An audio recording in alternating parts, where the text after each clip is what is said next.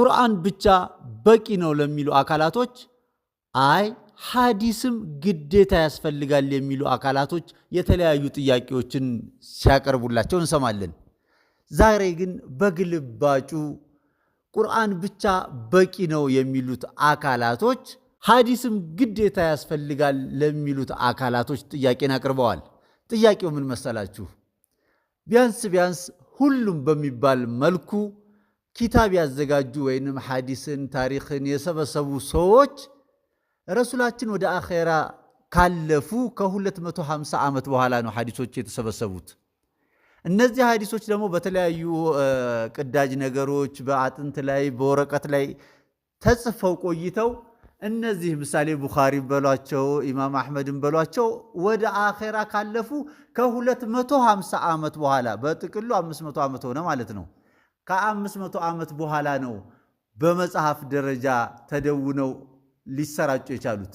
ሲሰራጩ ደግሞ ሌላ 100ና 200 ዓመታትን ፈጅተዋል ለዓለም ህብረተሰብ እስልምና በደረሰበት ሁሉ ለማድረስ። ይህን ሁላ ስትደምሩት ወደ 700ና 800 ዓመት ይመጣል። ይህንን 700ና 800 ዓመት ትተነው እነዚህ ቁርአንዮች ለሐዲስዮች የሚያቀርቡት አንድ ጥያቄ አለ።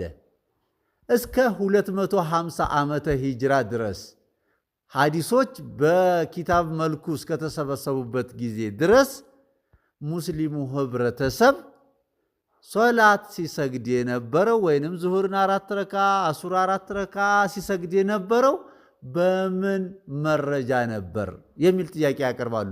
ለምን ቢባል አሁን በምስሉ ላይ እንደምትመለከቱት በሶሒህ ሙስሊም ኪታብ ተዘግቦ እንደመጣው ረሱላችን ሙሐመድ አላሁመ ሰሊ ዐላ ሙሐመድ ወዐላ አሊ ሙሐመድ ከቁርአን ውጭ ማንኛውም ሰው ሐዲስን እንዳይጽፍ የጻፈም ካለ ይሰርዝ ብለው በማዘዛቸው ምክንያት ሐዲስ ተጽፎ አያውቅም።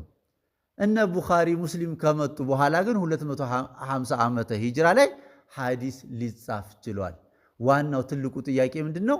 እስከ 250 ዓመት ቢያንስ ለአራት ትውልድ አንድ ሰው 60 ዓመት ይኖራል ብለን ብናስብ ማለት ነው። ያን ቅድም ያልኳችሁን 700 ዓመት ድረስ የሚለውን ትተነው እስከ 250 ዓመት ድረስ ለአራት ትውልድ ሙስሊሞች ዙሁርን 4 ረካ አሱርን 4 ረካ ሲሰግዱ ቆይተዋል። በምን መስፈርት ነበር የሚል ጥያቄ ያቀርባሉ። እስኪ እናንተም ይህን ጥያቄ መልስ ለማግኘት ሞክሩ።